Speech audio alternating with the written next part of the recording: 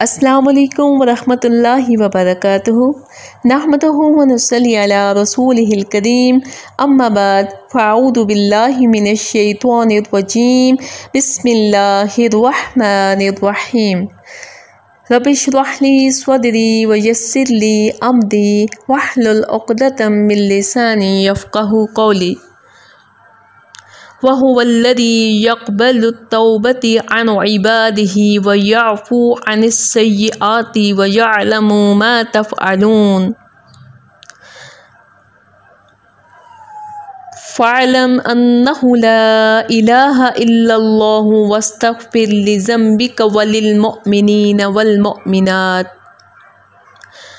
मेरी प्यारी मोअज़्ज़िज़ात, अल्लाह का करोड़ हा शुक्र कि इसने हमें मुसलमान बनाया और अपनी बेशुमार नेमतों और रहमतों से नवाजा, लेकिन हमारी नाशुक्री और नेमतों की बेकदरी की बिना पर मुसलमानों की हालत दिन ब दिन पस्ती की तरफ जा रही है। एक अल्लाह को माबूद मानने और जनाब मुहम्मद रसूलुल्लाह सल्लल्लाहु अलैहि वसल्लम पर ईमान लाने और इतना अच्छा अकीदा रखने के बावजूद हमारे अंदर क्या ख़राबी है कि हम अपने घर से लेकर ईवान सदर और पूरी दुनिया तक जहाँ भी मुसलमान को देखते हैं वो महकूम, ग़ुलाम और परेशान नज़र आता है।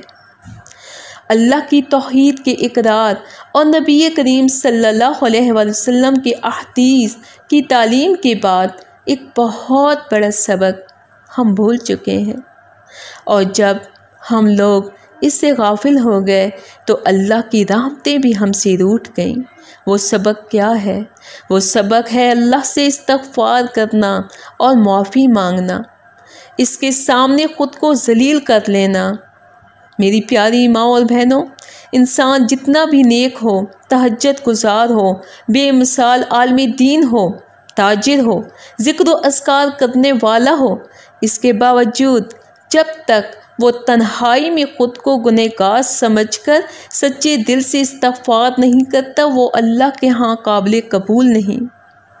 इस्तग़फ़ार मोमिन की ज़िंदगी की रूह है और इसकी ज़िंदगी की बुनियाद है।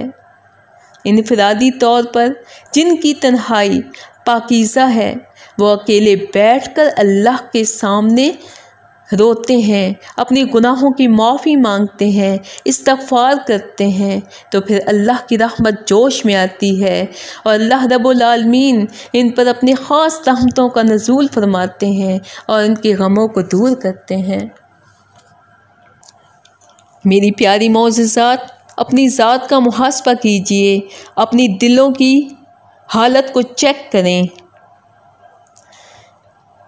कि दिन भर रोज़ा रखने के बाद, रातों के क़याम के बाद, कुरान की तिलावत और सदका खैरात और दीन का काम करने के बाद अगर तो आपके अंदर इस्तग़फ़ार का जज्बा बढ़ रहा है तो आप पर सलाम हो, अल्लाह का शुक्र अदा कीजिए।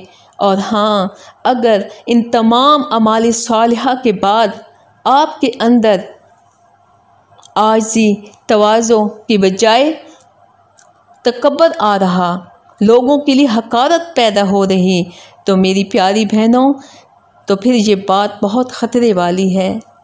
ये बात बहुत ख़तरे वाली है, क्योंकि अंबिया और रसूल आला दर्जे के मुत्तकी होने के बावजूद किस कदर इस्तग़फ़ार करते, गुनाहों की माफ़ी मांगते, हालांकि वो गुनाहों से पाक थे।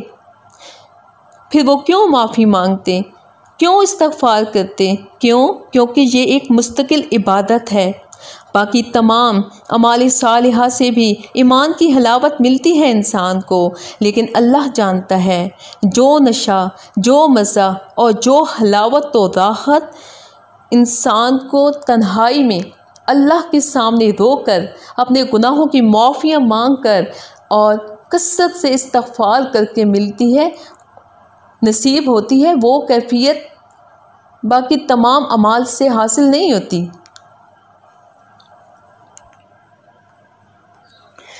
ये तो एक अजीब रूहानी कैफियत होती है कि जितना हम इस्तग़फ़ार करते हैं उतना ही परिंदों की तरह उड़ते जाते हैं अल्लाह की कुर्ब की तरफ। मेरी प्यारी मौज़ज़ात, अगर आप अल्लाह का कुर्ब चाहती हैं, नेक अमाल की कबूलियत चाहती हैं, औलाद चाहती हैं, रिज़्क़ हलाल चाहती हैं और अल्लाह के अज़ाबों से बचना चाहती हैं तो इस्तिग़फ़ार की कसरत कीजिए। अल्लाह रब्बुल आलमीन ख़ुद फरमाते हैं कुरान पाक में, वमा कानल्लाहु मुअद्दिबहुम वहुम यस्तग़फ़िरून, और जो कौमें इस्तिग़फ़ार करती हैं अल्लाह इन पर अज़ाब नाजिल नहीं करता।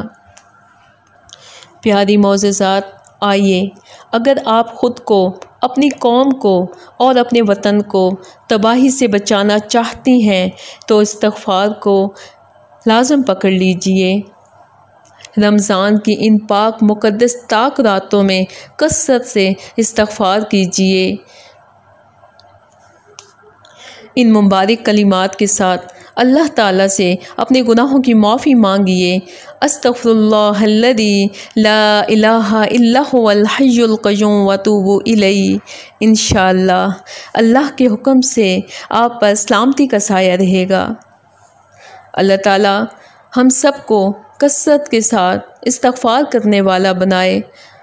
आमीन, अल्लाहुम्मा आमीन।